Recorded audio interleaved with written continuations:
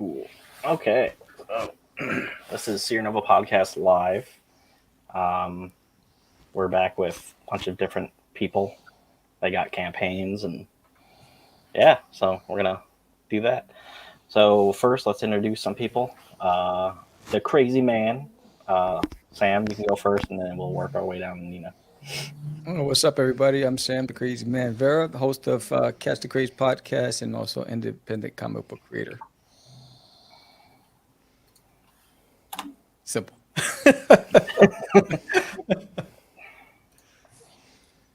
I am John Anthony Chihawk Soltero, apparently the man with the longest name in independent comic books.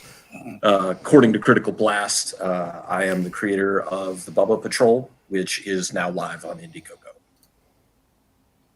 Sweet. What's up, everybody? My name is Zachary Moroyce. I am the creator of Voyage, which is a melting pot live on Kickstarter right now. Yeah. Howdy, my name is Zena Daisy Aberlin. I'm the creator of Sunrise Blossom, Gay Harpies, Girl Kissing, Volume 2 now on Kickstarter, less than 48 hours left. Awesome. So we'll go with Sam first. What's your little pitch about your campaign? Well, the title is There's Nail on My Toilet. His name is Duty. He's from Uranus, and he's coming to Earth. And so he thinks he's the best, most advanced specimen in the universe, and he's the only one capable of this special mission to Earth. And it starts off with Duty boarding the ship, realizing he forgot to refuel, and crash landing, and it takes off from that point on. And you're the first one seeing this. Here's Duty right here. Oh. Say hello. Nice. My book, The Bubba Patrol, is actually a comedy adventure superhero book about my dogs as the protagonists and superheroes. It is all ages, and currently the second part of their first mission, issue 5, is on Indiegogo. We hit 100% on the campaign, but let me show the original piece of artwork, if it'll show up. This is the Brave and the Bold homage. Let me turn this off really quick. There we go. That's way better. So you got all the characters representing like the different Justice League members. And this is the A cover that we have for the book. And we've got a couple of different really cool variants. And they battle the dreaded chicken lizard, Oyojira. That's awesome. Is it kind of like a kaiju, but you'll have to see the book to understand like the in-joke about it. So That's cool. Yeah, it's pretty neat. All right. And then Zach, what's your little pitch for your campaign book? So Voyage Melting Pot is a 200-page sci-fi fantasy anthology featuring your host and your favorite intergalactic space explorer, Sonderon. He is pretty much the host to this book, where it's like the Crypt Keeper. He is introducing you to all these things he has either interacted or witnessed on his adventures out in the universe. So each story will go ahead and have a different theme, and each character is diverse from one another. For example, we have Scorn, a pot-smoking demon, and then you have Slothman, made of man, and then you have Zone, which was a character from Dark Horse Comics Presents back in the late 80s, early 90s, to Trogdor the Barbarian. So each character is all different. You get to witness their adventures in each single story. That's awesome. Cool. And Nina, what's your pitch? So if you like harpies, if you like big birds, if you like drama, if you like LGBT romance, then you will definitely enjoy Sunrise Blossom. So Sunrise Blossom is a coming-of-age story that focuses on our main character, Ivy, a young falcon harpy abandoned by her birth mother and raised by a family of owls. While traveling with her sister to learn about human culture, Ivy has an argument with her and they are separated, until she is picked up by a human woman, Violet, who helps her discover herself and bloom into womanhood. But it's only after a dramatic and traumatic turn of events that Ivy discovers her feelings for her human companion. Yeah, I gotta learn how to like pitch like that. Oh, thank you. I was on a show called Pitches Be Crazy. Ooh, I super won Pitches Be Crazy when I went on. Yeah, I was bad at that. I'm like this, but I was doing a horror anthology at the time, and they're like, you gotta, it's like, whose line is it anyway? But, with comics, so I was like, yeah, I'm not gonna be able to do that. And I was going up against the guy that does Sister Mercy, so, but I didn't know who I was going up against until, like, I went on. I was like, that's who I'm going up against. Awesome. And they're like, yeah, you gotta act like, the priest from The Exorcist. I was like, what? But you got to pitch your book while doing it. And I was like, that's not going to happen. So I just looked like a crazy person when I was doing that. Yeah, they called me an hour before. Yep. And they said, I never heard it. It was a few months ago. I never heard of it. And they said, improv? I was like, what kind of thing is this? And so I went on and I realized the guys that had the campaigns that were on there, they all had $10,000, $15,000, hundreds of backers. And I was like the low one on the total pole. I said, whatever this is, they're not walking away making any more money. I'm taking this one. And came off whatever I had to do, but I took it. I was like, there's no way. But that's kind of interesting because I knew you just had to like do a pitch and it was more like Shark Tank, but yeah, I thought I didn't know that they gave you something to improv on. Yeah, I won. It was like a tie 2-2, and then I don't know how I even won twice, and then Corey won, obviously. But but I won. You would act like your friend is like turning into a werewolf, and I'm like, oh, okay, all right. So I did it like very chalant like they're like, that's not how a normal person would act. I'm like, oh yeah, I just wouldn't care. They're like, what? I'm like, yeah. So you got to you have to like pitch your book like it would save your friend's life as they're turning into a werewolf. I'm like, oh no. I don't know. Back my book. Don't bite me.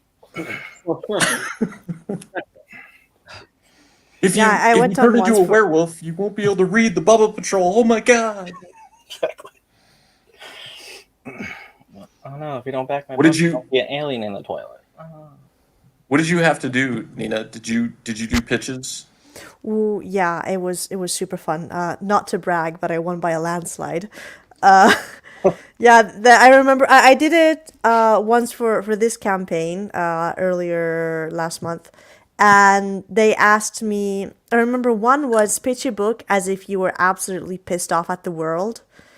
And then like you had to like pitch the girl like a pick-me girl. And then pitch your comic, I think it was like while singing to I Kissed a Girl by Katy Perry, I think. Okay. It's so random.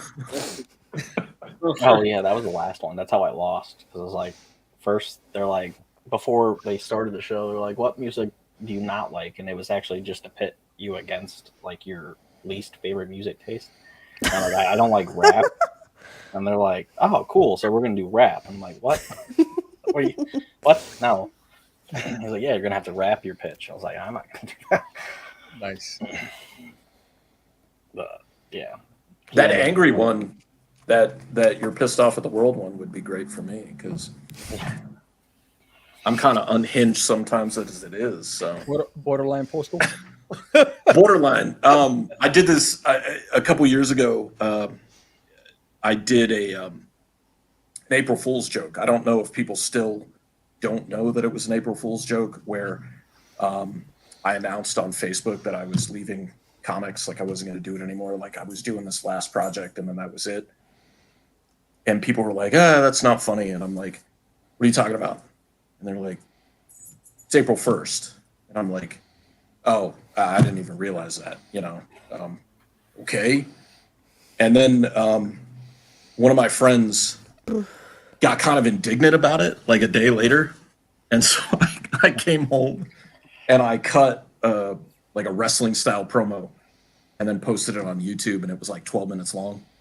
And it pissed a lot of people off because like I was like, part of it was just like real live frustrations, but a lot of people took it personally. Like I was attacking them, and I'm just like, I don't, and I didn't want to come out and just be like, oh, it's not real. It's an April Fool's Day joke. It's going to be okay. And when I started realizing that people were getting mad, like even people close to me, like my stepsister was like, I love you, but I don't like you very much right now because you were just going after your fans. And I'm like, if you listen to it again, you will very closely realize I never said anything about my fans. Like it was very pointed about like how when I announced that I was no longer doing this, people were just being like, no, don't do this. And I was like, well, where were you when I was running all these campaigns? Where were you when I was at these appearances? Like you're acting like me leaving now means something when you weren't there to support me to begin with. So you've got no right to be upset. And I tried to do it as close to the CM Punk pipe bomb from 2011. Yeah. And one of my friends was just like, when I told him, because I wanted him to like be in on it, he was just like, I totally got that feeling, but I didn't know if it was legit or not. So.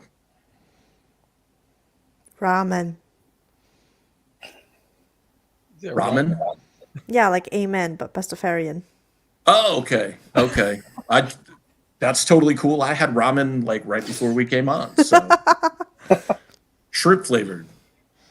But the only good shrimp flavored ramen is the Maruchan, because the top ramen shrimp flavored is like a little too sweet for me. So I've had ramen twice in my life. That's it. what? Yeah.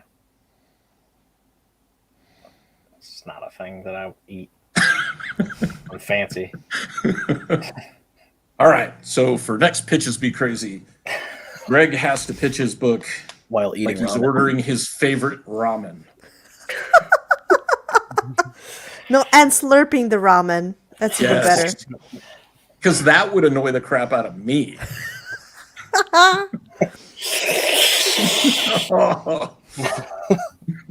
Back this.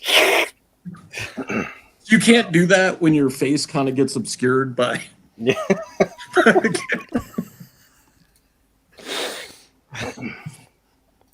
All right. So let's talk about yours first. So I don't know how I didn't do that yet. Okay. So you just have your preview page up right now for Yes. We yours. launch in 3 days. Yes. So it's exciting. I'm excited about this. It's a 10-issue miniseries. This is the first in the series, and then basically it's an all ages comedy. And Duty, when he gets to Earth, he has to evade Earth's simple creatures, and then he breaks into a house and he meets a Chihuahua named Herman who thinks Duty is a talking jalapeno, and their relationship spins off from there. And there are a lot of characters that are introduced in the series, like Agent Doe, who's a special agent tracking down where this UFO crashed. There's an organization called No Boo For You, which they're ghost hunters. And there's WANA, We Are Not Alone Incorporated. And there's another organization just after this entity. So there's a lot of things that happens there. So I'm excited about this. And in this campaign, there's a guidebook, there's a coloring book, there's a plush, there's some stuff that I will unveil on the day of. There are trading card game. It's just a whole lot of stuff in this. That's cool. And there's a lot of educational factors. There's 4 pages that's word puzzles, trivia, all around the story and science. I think one of the things I want to do is just introduce kids to comics through education and fun. which is why I added that. And if you love word puzzles, you're gonna love this because I say buy two so that you have one to write in and one to keep. Yeah, it's exciting. I love this character. That's cool. I will say, I was doing some research on when you and me were talking on Messenger, and you were like, "Oh, check out my channel and whatnot." So I was listening into a lot of stuff. Bruh, pretty impressed with the fact that you got on a news channel, like an anchor channel. You were like being interviewed. Like, Yes. whoa, how did he get that connection? Well, when I launched this, so this is a reintroduction. So because I left comics for over 10 years. When I launched this back in 05, one of the things that I was known for was the hustle. So I used to pack media kits every week, about 2 pounds thick, and would have samples of my books and a press kit and everything. And I would find out who were the top editors, who were the producers of radio station, who was the producers of networks, and I would directly mail these things to them. I was killing my pockets, but that's what helped me get the notoriety. That's how I got on national television. That's how I got on local television and radio and papers. And then I'd also, spent a fortune on the licensing expo. So when I went to licensing expo, I had a lot of interest from Warner Brothers and Disney, and I was represented by Circle of Confusion at the time. We were this close to landing an animation deal with Warner Brothers, with Kids WB, but then it was around the first quarter of the new year, and everyone knows if you're in business or corporate, that's the time where they eliminate people, they change people, they hire new people. So the senior executives that we were dealing with, were no longer there anymore, and they brought in a new team. And so whatever they had on the table went into the trash can, and that new team wanted to bring in whatever. So that was one of the reasons why I left comics, because it was that was like the final straw for me. It was like everything was so close, and it just slipped through my fingers, and I was like, you know what, I need a break from this. It sucks. Yeah. Damn, for 10 years, bro. That must have been pretty crushing, Yes, it was. I was looking in the rearview mirror. My buddies were all still in comics, and I just focused on my career in corporate. And then after 10 years, I had to sit down with my wife, and I was like, you know what? I don't want to leave this planet and say, what if? I need to finish what I started. So that's when I decided to come back. Wow. I honestly, I respect that a lot, man. Glad to have you back for so long. Thank you. Yeah, I've seen some people go on the news and stuff. Kyron Silva, he's been on the news. I think he's like friends with one of the guys that's like an anchor man or something. And I'm just like, nice. How did you do that? Yeah, so I'm like, oh wow, I just need to get friends with like. But nice. You can get into a newspaper if you just like keep asking, without like spamming their email or whatever. Because I'm thinking of probably doing that with our video game that's coming out. Probably not this year, even though I wanted it to come out this year. But I do need to get some kind of press behind that, because it is not something we've done yet. We've only done comics. So, yeah.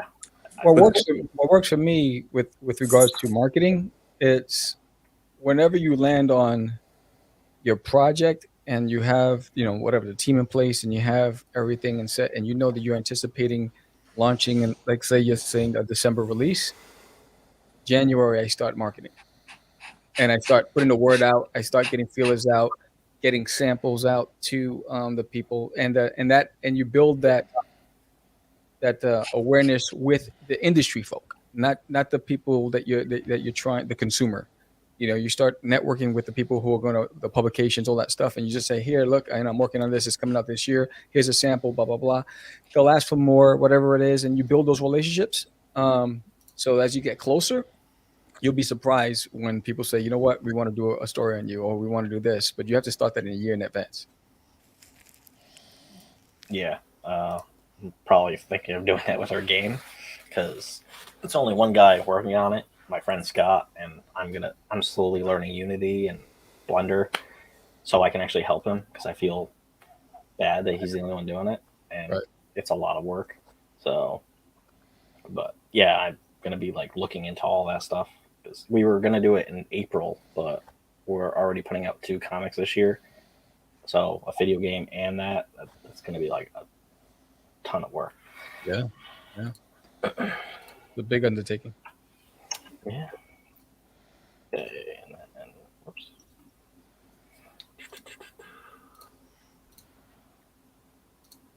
I'm just like sharing this stuff out while trying to get people to actually watch this. Yeah, Bubble just- Patrol. Wow, that definitely has a Brave and the Bold class on it. Yep. Do you want me to just like go into it? Like All right. go through it. So we launched Monday. We've hit 100%, obviously, but I'm looking at trying to just like boost that, just keep going because it's only been 5 days now. And for the first week, you can get that week 1 Barker backer pack where you get 2 copies of the book for the same price that you would get 1. And because I hadn't featured it, like pinned it to the top, one of the variant cover artists like backed the campaign and supported it, but she backed it at the regular one. So I was just like, don't worry, I'll take care of you. You're like automatically bumped into that. And because I think it was either on Catch the Craze or Critical Blast where they'd already backed it because they were one of the first backers, and somebody was just like, why did somebody back the 1 book versus the 2? And I was like, that's my fault. I don't always think everything through all the way, but so you'll get the A cover. If you scroll down a little bit, is the Brave and the Bold homage with them in their regular costumes, and then we're doing one that's for my online comic book show called Non-Con, the Online Comic Con. Where they're dressed the same costumes, but they have like all their coloration is like the Justice League characters they correspond with. And there's 2 other variants. There's the JoJo Seams variant. She's a MetaZoo trading card artist and just crushed it with this concept. Like it was originally going to be like a cell phone selfie, but she was having a hard time putting all the characters into the frame. And so when we brainstormed it, she was just like, what if we do it like this, where they're taking a photo? And I was just like, that's brilliant. That's hilarious. And so she's actually the first person to render Poyojira other than me with that. She turned hers in like 3 weeks ago. And then the other variant is by a webcomic artist called Alexiled. And they had a webcomic that just launched yesterday on Webtoons called Dealings of the Damned. And I was talking to them. They know what Mystery Science Theater 3000 is, but when I tried to explain to them the concept for the cover, they were like, what is this? And I'm like, oh, you remember the show with the robots and they make fun of the movies? And they're like, oh, okay. And so I kind of just let them have free reign. But the positioning of the characters is perfect because you've got like the Bubble Dome character that's like Tom Servo. Then you've got Grayson with the high collar, so he looks more like Crow. It came across really, really great. And then posted it on Twitter, and actually Mystery Science Theater 3000 liked post. So that was That's awesome. that was kind of nice. There's retailer packs, there's ads that you can purchase. There's catch-up tiers. You can always there's even a retailer exclusive cover that you can get. So like that's a high dollar one, but you get your own cover that nobody else is going to get. You're going to get, backup books and, things like that. So it's just this fun throwback to the Bronze Age and Silver Age where comics were like super colorful and fun and didn't need to, be like a deconstruction or be super dark or edgy. Because a lot of the stuff I worked on early on in my career was like really edgy for the sake of being edgy. And so this is just a lot of fun to have. And we get, people who've been collecting for 30, 40 years, and we get, brand new readers this is the first comic book they've ever read, or they've never read an independent book, and they dig this. So, and all the dogs are like my dogs as well too. So The only one who is still alive is the guy running around with the lightning bolts, Grayson. Like all the other ones have passed. But yeah, so this is me giving them a legacy for like always being around and always, being my little heroes. So That's cool. Yeah, I'm actually doing that in a way with one of the comics that I'm coming out with this year on Kickstarter is Mittens Space Pilot. And my girlfriend's like childhood cat, the cat's name was Mittens, and she always thought like when the cat died, like a ton of cats like showed up at her front door for some weird reason. Just a ton of them throughout the neighborhood. And she's like, yeah, I feel like he was part of like a mafia gang or something. So he's like in a space mafia kind of like deal. He has to retrieve this item. That's pretty cool. Yeah, so can't wait for that. Okay, then we'll do Nina. Sunrise Blossom. And we're 150 euros, which is just a little over $150 to the next stretch goal. Oh, sweet. So laminated bookmarks that you can lick if we get there. So the campaign is mostly to fund the second volume of the series, and it features more heartwarming reunions, romance, and monster girls. So at this point in the story, Ivy, the main character, has been separated from her family, enslaved, and had her heart absolutely shattered. But the young Falcon Harpy stays strong and perseveres. She believes to have finally found some peace with a kind old fatherly man. But when his real daughter shows up, it's time for Ivy to return to the woman she had fallen in love with, Violet.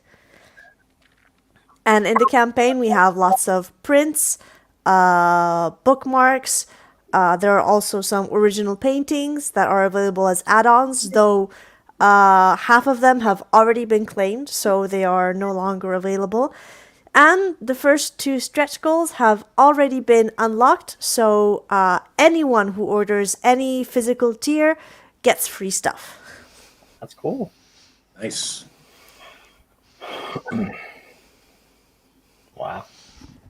And something that I'm kind of proud of in this, well, at least with the Kickstarter presentation, that not a lot of crowdfunding campaigns have, is that I put a meme gallery at the bottom of the page.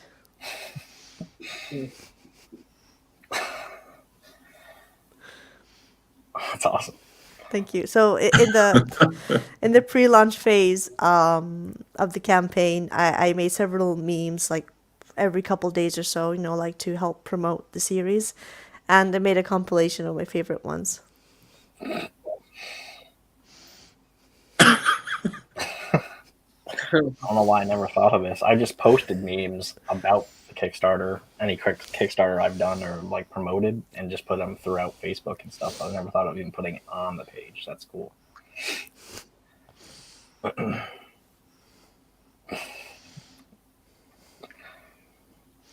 So yeah, luckily, so far it's been a great campaign. It was 100% funded in just under 2 hours. It's got the Projects We Love badge. We've got like 45 hours left. Let's go, final stretch.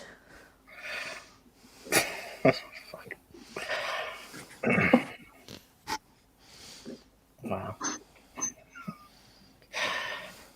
That's awesome.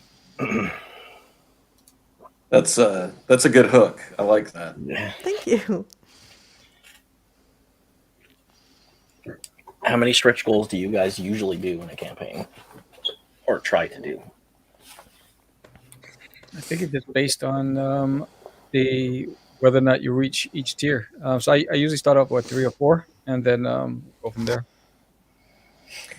This is honestly the first time that I have pre-planned stretch goals. I didn't really, I didn't really understand how that worked.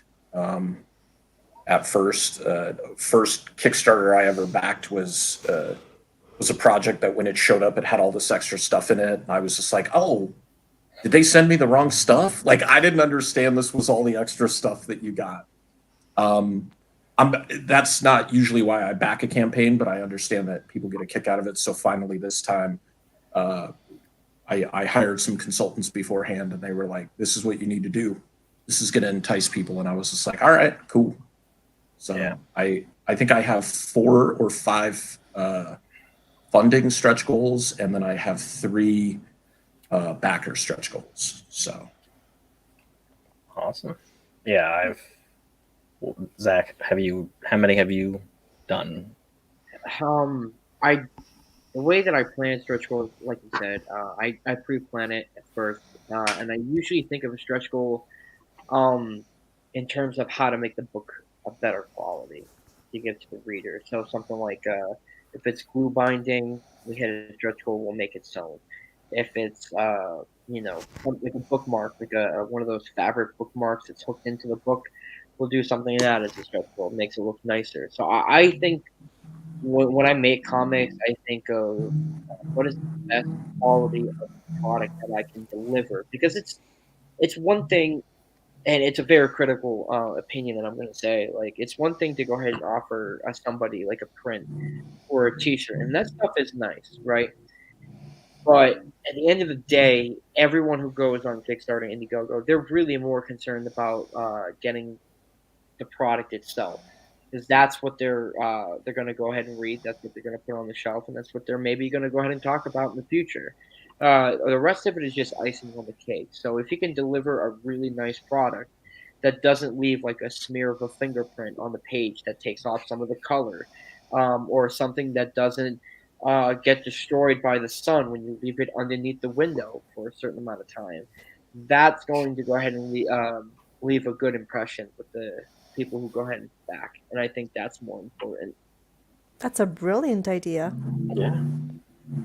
it's also, yeah, I kind of did that with the first Bubba Patrol issue, because it was originally just going to be black and white. I wanted to do it color, but so then I enticed people. I was like, if we get to this level, then I'll add color. If we get to this level, then the original goal was to do it on newsprint, because like it's like that throwback book.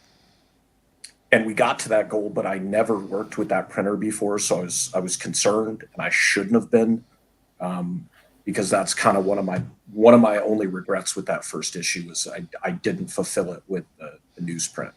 But now I go through like an offset printer who does it on newsprint, and that's just kind of automatic, which is why we need to raise more money, because that is expensive. So I could do it on demand, but I don't really want to. So for our horror anthology that we did last year, it failed in October because of the goal was like way too high, and then I redid it as a quick starter in November, and it funded. For some stupid reason, I thought it was a good idea to do 8 trading cards, but they were like backer goals, and then when you print them, it was like $200 something that I didn't have, so that was fun. So those are coming finally, but don't do that. Don't trading cards. It's a pain in the ass. Yeah, and then I'm like, oh, I gotta package all this. yeah, that was the last issue. It was like $200 or $300 in shipping out of pocket. Yeah, for that. Yeah, I liked how Nina has like the shipping broken down on the page, because people always wonder that. Well, it's also because there's a lot of Americans who see the euro symbol and they're like,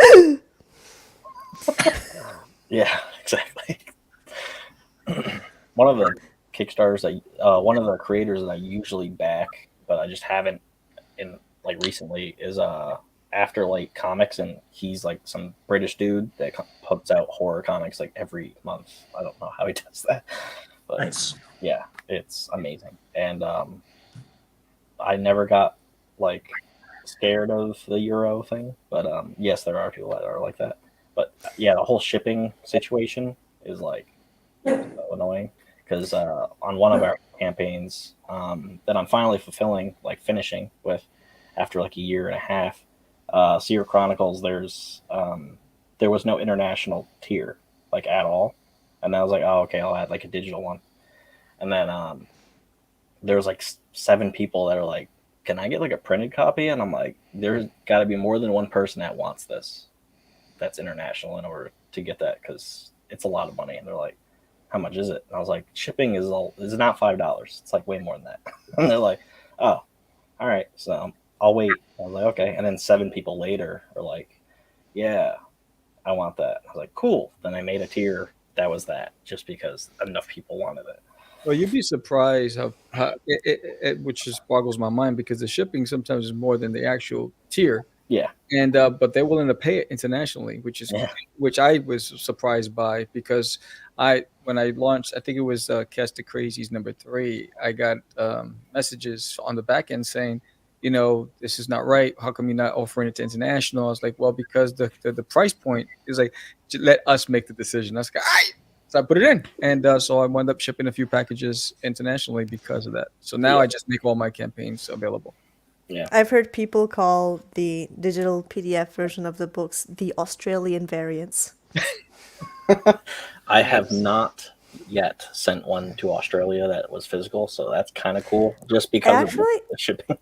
I got, like my worldwide shipping, I put it at 20 euros, because like with the first campaign, like I got like a couple of orders, like in the Philippines or something like that, and at the post office they asked me to pay around 20 euros, so I put that roughly as a price, and I've gotten so far 4 orders in Australia in the current campaign, and I'm like, oh fuck.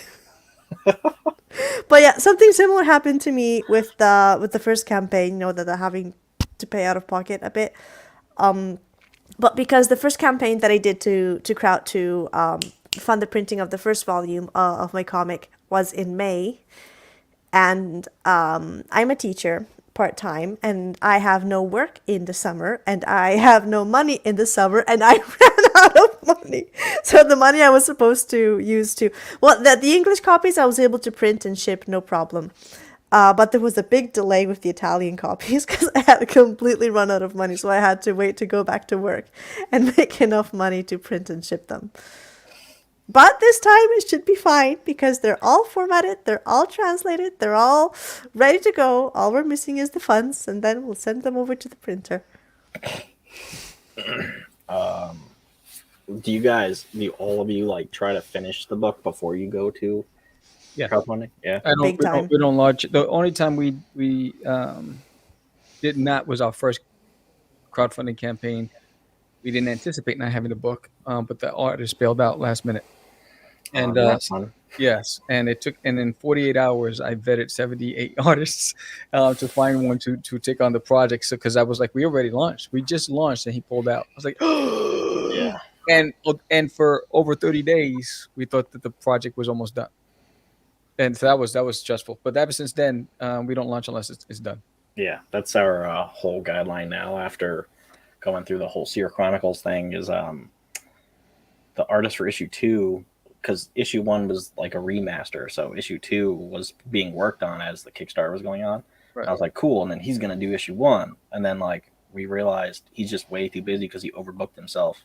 He owns a comic book store, and he does like other work.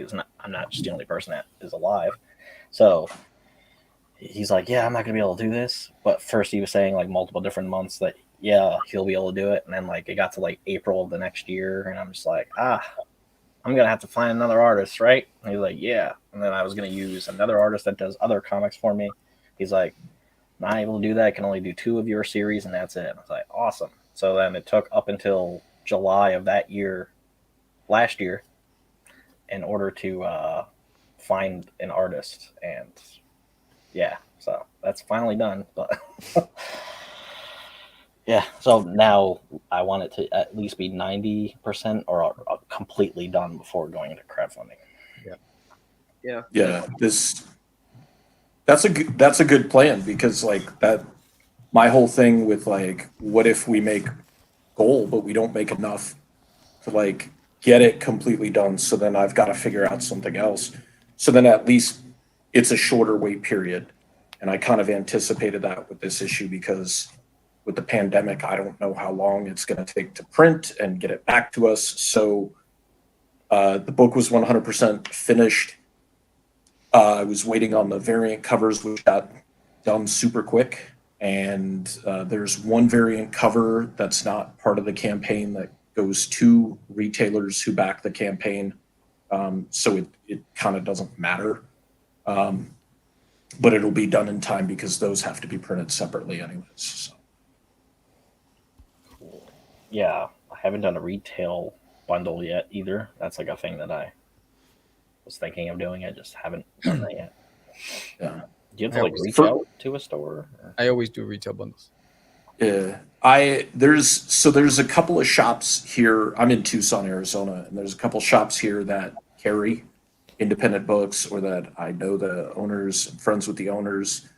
I'll reach out to people, like I could probably talk to Sam and George about, like what's a shop in New York that might be interested in this, or if your backers, I mean, obviously they're comic book fans and they're indie fans, so if they go to an LCS and like say, hey, you should check this book out, and then that store backs us and then says, hey, SamVera said we should back you, then like Sam backs the campaign, you throw in something extra for that person who referred and got you more notoriety and stuff like that.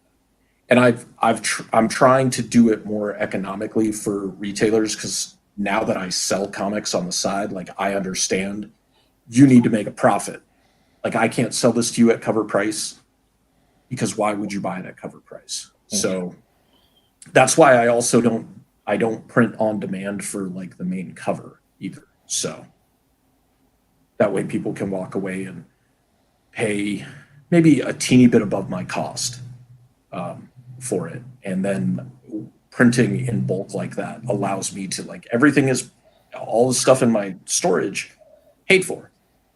So like if I give those away for free in the enticement of giving you this new issue, then like that's cool too. Yeah, that's cool. Yeah, we're setting up the whole on-demand thing on our website still, for people that want to sell their comics on our website. But I didn't think of it like that as well. So, and we're gonna start putting our comics into stores. And the one store that I know that I can put my comics in is the artist that I had for my one comic. So that's cool. So that's in Ohio. So I would have to like drive there to actually see it on the shelf, unless if he takes a picture of it. But yeah, I have to actually ask around. I know my uncle lives literally above a comic book store in like the city that I'm from. And he's like, yeah, the owner of that store is not going to put like indie comics in, because he only cares about like DC and stuff. It's like, nah. Yeah, I drove out to about 7 stores out here in Dallas area in Texas, and none of them were supporting indie comics. They were all mainstream, and the only thing that they had indie was about maybe a 2-foot by 2-foot section, and it was King Spawn, and it was a couple of stuff from Image Comics. The rest of the place was all Funko Pops, books. Indie. Yeah. Indie. Yeah. Don't you hate it when people say they support indie comics and then it's just Image and Dark Horse? Yeah. I was trying to not say indie comics when I went to almost every year I go to like Lake Placid, New York, to just vacation for like a week or whatever. And there's a comic book store there. Hopefully it's still there. And the guy that owns it, that just opened it like last year, I walked in there with my friends and I was like, I'm going to try to sell this guy and see if I can just get my comics in here. I was like, do you carry creator-owned titles? He's like indie? And I'm like, I don't want to say that word. He's like, we just opened, so probably not until like another year. And I was like, why? And he's like, well, Marvel and stuff sells. Like, shh. You don't know. I think that's the biggest problem, which is why, like the one guy, he said to me, because I said, look, hey, can I put my postcards, for bag stuffers, it has a QR code, he's like, why would I direct traffic to you and away from my store? And I was like, because they might say, hey, are you going to carry this here? I do have a retail bundle. I'm giving the whole pitch, whatever. He's like, no. He says, other than that, what other marketing? I think the biggest thing is like we don't have the marketing reach that the other companies have. They have the brand notoriety, and the fact that we still have the stigma. Independents come and go. They'll fly by night. Yeah. They're not consistent. So who wants to take a chance on that? Unless you're an established independent in what they consider independent Boom Studios, Image Yeah. Comics. And I get they don't want like one issue of a comic and that's it. So Right. I'm kind of not really looking into like putting comics into a store, except that one in Ohio probably until like I have like one plot like arc done. Uh-huh. So when I have like ink done, which hopefully will be like next year or something, then that's probably when I'll actually start putting comics in stores for us at least. So Yeah. So I understand that. But I did go to okay. It's interesting. There's a shop, like I could throw a baseball and hit the shop from my front door, basically. And they carried my first book back in 07, 08. And that was like a real edgy, like street level vigilante book. It was very indie because it was black and white. It was like the lines weren't polished, anything like that. And we got to issue 3 when the storytelling got a little bit better. And I would go in and like talk to the manager or, you know, whoever. And I'm like, hey, how's the book doing? And they only had like 2 copies on the shelf anyways. And he was just like, it's not selling. And I was like, all right. And they always do upselling. So like if you're buying, like I buy Nightwing from them. And so when there's Batman peripheral spin-off titles, like they put them in my pull box. I'm not obligated to buy them, but they do it anyways. And so I was like, well, do you guys like, can't you recommend something that's, you know, comparable? And the guy who's my friend now, he's just like, dude, there's nothing that's being sold that is anything remotely like your book. And I'm like, oh. And so then I went in there but I thought that was a good thing. And now that is a good thing. But like, you have to have something to compare it to. So like, when I went in the next time, like the owner was furious with me. And he was just like, as a customer, you can come in here and you can say that like this needs to be changed, but now you're a vendor and you do not come in here and dictate to me or dictate to my staff how to sell your book. And I'm like, I wasn't doing that. If that's what you got from that, then that's on you. And then he tried to tell me how to present my book, like how to redo it completely. And I'm just like, all right, I'm not going to buy comics from you. And yeah, it was kind of like spiteful and everything, but at the same time, like I was younger at the time, and but now I'm just like it's like pulling teeth with these guys, like trying to get them to even look at your campaign, to consider spending $50 for. So I have a bundle for $60 that gets you 5 copies of each book, and that's over $100 in cover price. And I think the thing that so many retailers are unwilling to do is spend their own money on something that's unproven. And they're like, well, we'll do it on consignment. And I'm like, well, there's no incentive for me to do that because it'll sit on your shelf for 3 years before somebody just randomly comes in and buys 1 copy. If you pay me for those books, you're going to be motivated to sell those books to people.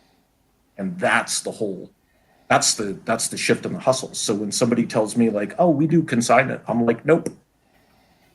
I don't care how much foot traffic your store gets. Like, there's no incentive for me to have my book shoved in the back somewhere.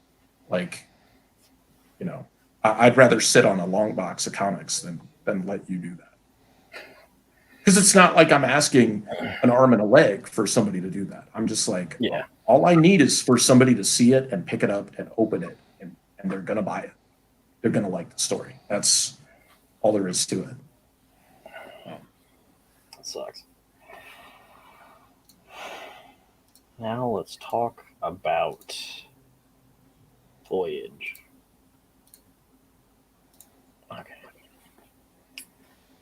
Okay, Zach. So, yeah. Yeah, we definitely had a slow start, you know, with 18 days to go. But I've been updating, I've been taking a lot of feedback from a lot of people, been updating the page accordingly, doing updates and whatnot. So hopefully we can get a lot of people to come in and give this a lot of traction at the end of the month. And like I said, so there's 16 stories in this 200-page novel, and this book has been made by me and 23 other Cupid School grads. So we're pretty much like throwing a lot of our independent own characters that we have spent quite a few years on perfecting, and we just threw it in this book. Just continuing some of these guys' adventures. That's cool.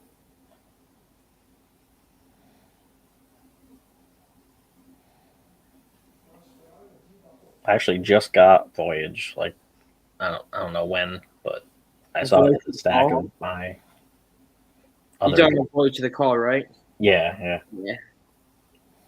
I like the size of it and everything. It's pretty cool. Thank you. That was definitely an experimentation book because I did Voyage Anthology Volume 1.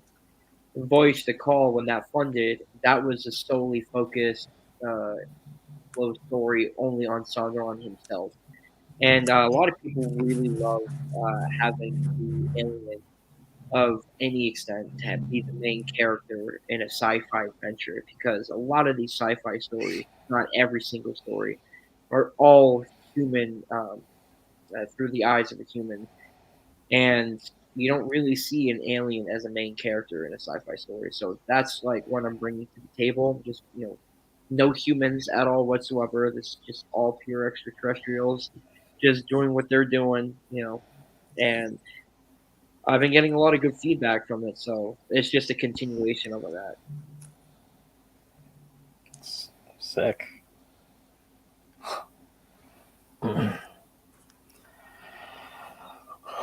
Is the entirety of it science fiction, fantasy based?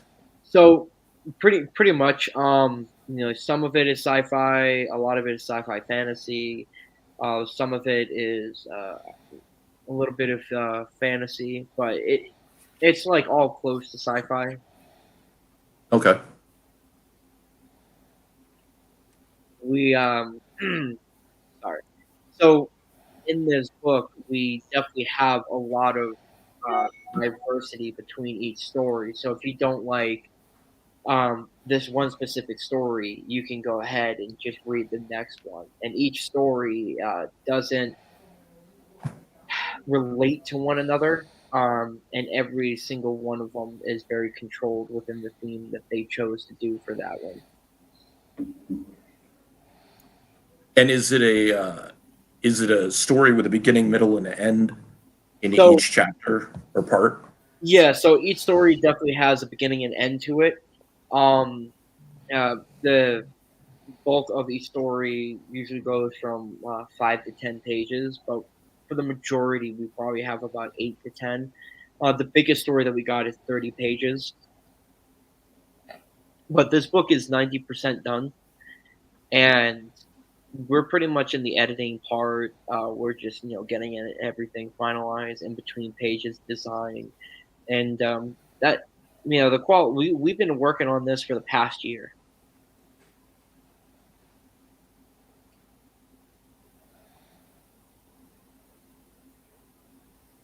Sweet. Nice. Awesome. Yeah. I was gonna say something and I completely forgot. How? So Nina, back when I started doing books, 2000, mid 2000s, the same owner of the LCS, who eventually told me not to tell his employees how to sell my book, told me that comic books creators in Europe are like rock stars. Is there validity to that claim? Yes and no. Like, Okay. I feel like maybe abroad they may be kind of romanticized. And, like, it's true that a lot of them are rock stars, but, like, only the famous ones. Like the same in the States, like Jack Kirby, whoa! Stan Lee as a writer, whoa! All the other guys, Chad Harden, who knows him? Kind of thing. So like even in the comic school that I attended, there were like tons of amazing comic artists with really brilliant art who are European, but they're not rock stars at all. Like one of my old comic school teachers actually lives in the same town as I do, and I accidentally ran into him once at a print shop because we were both getting prints done, and he kind of told me that he really struggles to make ends meet, and he's only able to make ends meet because he lives alone with 2 cats and doesn't have to take care of a wife or children. That's kind of sad. But yeah, I mean, of course, like if you are big, like if you are, the creator, one of the creators actually, because they're normally teams of like Asterix and Obelix, 1010, the Daltons, Lucky Luke, Tex, etc., then you might be better known. But just like pretty much, I guess, like in the States or in Japan or in many other places, if you're famous, you're famous. If you're not, then who gives a fuck? Yeah. I mean, that's fair, because like if I say Jack Kirby to somebody who doesn't know comics, they're like, who's that? Like, I'm like, Stan Lee? And they're like, that name sounds familiar. Why? And I'm like, you probably know him better as the guy who just randomly shows up and says something in a Marvel movie. You probably don't know him as anything other than that. Like, It's that guy in the Big Bang Theory, right?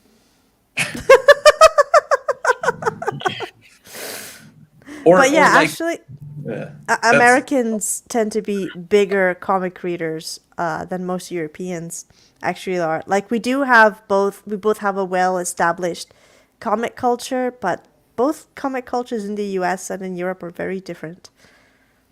I wonder if it also in Europe, because of the different cultures within Europe, like all the different countries and stuff that are so close together, like if that affects. Because I know when family members go on vacation to Europe, I'm always like, pick me up some comics.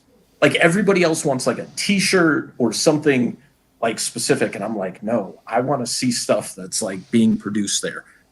2000. Yeah, sometimes it's like, oh, it's a German edition of like Spider-Man, and like sometimes it's like a book that is specifically made in Greece, like it's a like Greek alphabet, everything, and I'm just like, that's really cool. So like I get a kick out of seeing that stuff. Well, something that we have a lot more in Europe, and France and Italy especially, and Belgium, that isn't nearly as present in the US is graphic novels. Like in the US, they might be considered kind of indie because they have a non traditional art style normally, and often enough they're like single volume issues. And like when it comes to American comics, like I know like there are a few like one-off 300-page graphic novels, but here there's a lot. Like if you go to a comic store here, like I don't know, 1/3 is Marvel and DC, 1/3 is manga, and then like the remaining bit is like Italian and French comics, and like a big part of those are artsy graphic novels. Nice. And in fact, there is one Italian comic artist that I think is really cool who has a very, very distinct style called Zero Calcare. And outside of Italy, nobody really knows who the fuck he is. But in Italy, if you have anything to do with the comic community, you know who he is. And he had an animated series adaptation of his works recently, which is on Netflix. And I think it's like on Netflix internationally, but like outside of the US, outside of Italy, people didn't really pay much attention to it, even though it's absolutely brilliant. And it's called Tear Along the Dotted Lines. And like his art it's okay, but like his storytelling abilities are out of this world. And like his style, of storytelling, and how like every single volume that he publishes is like a one-off graphic novel, which is normally semi-autobiographical. This is just really fun. If you guys have Netflix, you should check if you have Terror Along the Dotted Lines on it. And it's an animated series, and it's... That's cool. Yeah, I have to try to find that tonight. Yeah, I'll look for that. I'm trying to rewatch all of Daredevil since it's going away. That's kind of dumb, considering the fame revival he got after No Way Home. Yeah, I think it's probably going to go to Hulu, or I don't think it's Disney Plus. I think it's probably going to go to Hulu or something. All those shows. But I don't know. I when they canceled all those shows and they were like making season 3 of Jessica Jones, and like people were signing petitions and everything, and I was like, you do realize that's not going to change anything, right? Yeah. Like these news articles stating exactly why they're canceling them. Like, why am I going to produce content, spend millions of dollars because it's promoting your brand over here? Like, that doesn't make any sense. But then again, Netflix can't seem to kind of get their head in the game when it comes to producing like superhero content anyways, or adaptations. Cause like what Cowboy Bebop, like not even the full season was done yet. And they're just like, yeah, it's canceled. Jupiter's Legacy, same thing. Like it's so weird because it's like, okay, so these don't belong to us, but at the same time, and I'm like, you know, it's like, if I have to read an entire story arc of a comic book in order to get a taste for it, that's not a good thing. But if I have to read 2 issues to get a taste for a comic book, that's not bad. It's kind of the same thing. Well, Netflix and superhero content is very often hit or miss, especially when it comes to live action. Like, honestly, Jupiter's Legacy for me, but like Super Crooks, which is set in the same world as Jupiter's Legacy, I absolutely loved. And even like in the several like Defenders series, like Daredevil, woo, awesome. Freaking, God, what's his face again? Falcon Punch, dude. Gosh, I don't. Iron Fist? Yes, thank you, Iron Fist. Iron Fist, I enjoyed.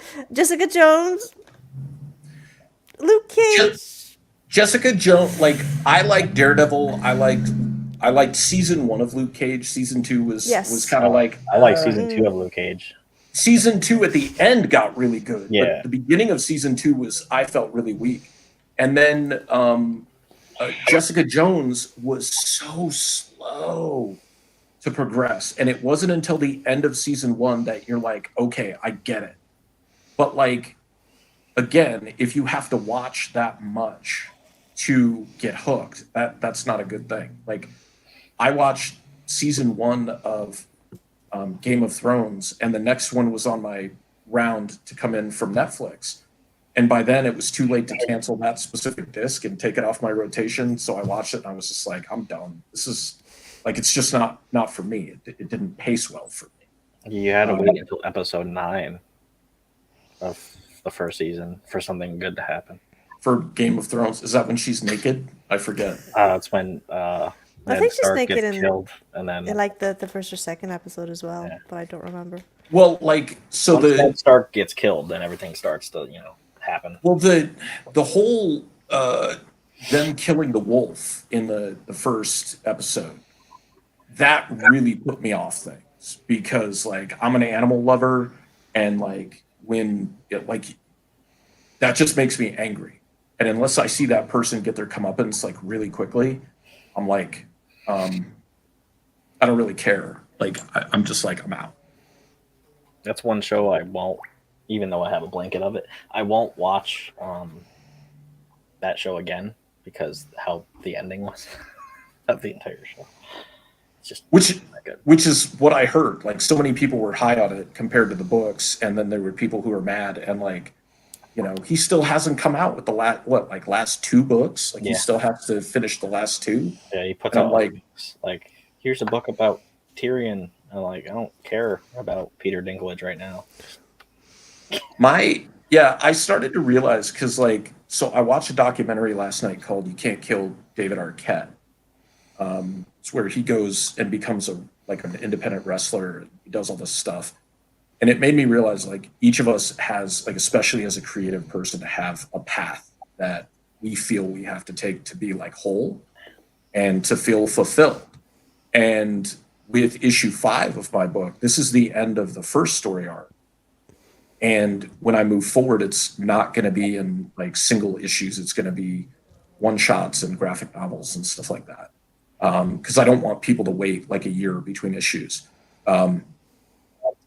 But if I never do another issue of the Bubble Patrol again, one, that would be really sad. But if for whatever reason I don't, like, this one ends in a way that makes me satisfied. Like, it's a good ending. So I think there's that importance as a creator, but also to like your readers and your fans, that you should end it in a way that's,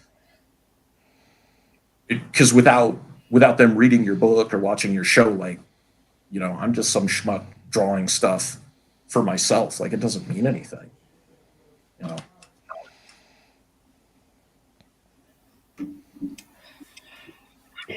Yeah. One of my series actually kind of is, it's not slow, because like when we remastered the first issue that just came out, well, it's going to come out when I finally mail it. The original version was like slow, and you didn't actually care about the one character that's like the main character. That was kind of my fault. At the same time, the original artist's fault, because he just didn't use pages from the script that I told him to use.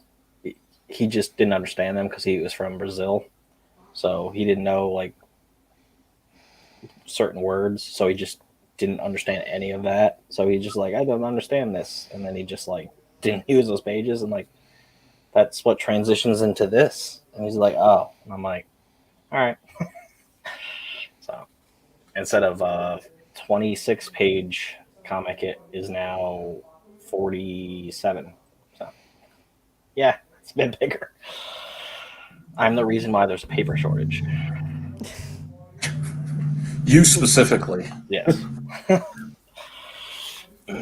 So before you guys all go, probably have other things to do. Just want to pitch your campaigns like one last time. We'll start with Sam and then work our way down to Nina. All right. So basically, if you want to laugh and you're tired of being angry, this is a great way to be a kid again. You know, Duty is coming from Uranus and he's coming to Earth. And you know, he's about to unleash on the population. Is going to be something that's going to have you laughing from ear to ear. Join the series. It's all ages slapstick humor. You know, he is following the tradition of Wile E. Coyote and all the slapstick humor that came before, the predecessors from Marvin the Martian and everybody before him and Alf. And you're definitely going to love it. So give it a chance. Sign up now. We launch on the 15th, 7:45 p.m. Eastern Standard Time. Join the live launch party. It's going to be something like you've never seen before. You have a special celebrity guest. I'm telling you, you're going to be like, this is off the chain. Sign up today.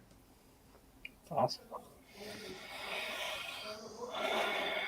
All right, longest man in comics. I guess the name. The Bubba Patrol is the comic book you need, the response to grim and gritty and dark and horrible and macabre. Sometimes the brightest hope in the world is very small and fuzzy with a cold, wet nose. So when doom and gloom doesn't save the day, I got to get used to that. The heroes you need are on the way. Bubba Patrol issue 5 is on Indiegogo right now. Sweet. All right, Zach. For those of you who are looking for adventures that has nothing to do with Earth, you know, come to Voyage Melting Pie. You're going to have 16 stories with diverse characters that are out of this world, you know, hosted by Sondron, an intergalactic space explorer. Cool. All right, Nina. So, I've got cute redheads with wings, Cute lesbian redheads with wings. Cute lesbian redheads with wings and maid outfits. Please buy my book. Thank you. Yeah.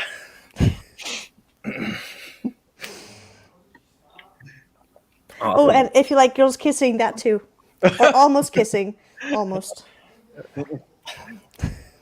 I don't know if that wasn't implied already by the pitch, but Yeah. that's just me.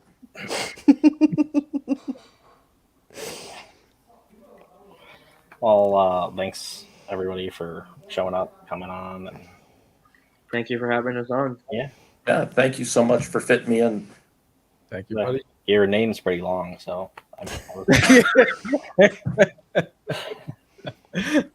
Actually, when I was making that like promo thing yesterday, I was like, should I put his entire name in this? Because it's like kind of taking up room. Yes, I know. I have a friend. His name is Herbert Antonio Joey Cano Bustamante. So he's got you beat. He's got 5 in his name. Well, on Catch the Craze, it was just John Anthony. Yeah, 'Cause, yeah. like, I with like, the you know font what? size they used, it would have been out to here. So There's not enough money in the budget for all those letters. I was like, you know what? Cool. Well, yeah, thanks for coming on. Hopefully some people see this video and back stuff, because yeah.